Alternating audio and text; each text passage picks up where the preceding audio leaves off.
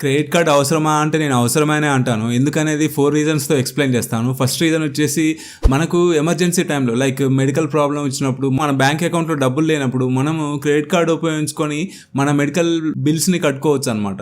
అదేవిధంగా మన దగ్గర డబ్బులు లేనప్పుడు current bill, gas bill, insurance bill credit card తోటి ప్రెజెంట్‌గా కట్టి మనం తర్వాతకి క్రెడిట్ కార్డ్ బిల్ని కట్టుకోవచ్చు అనమాట.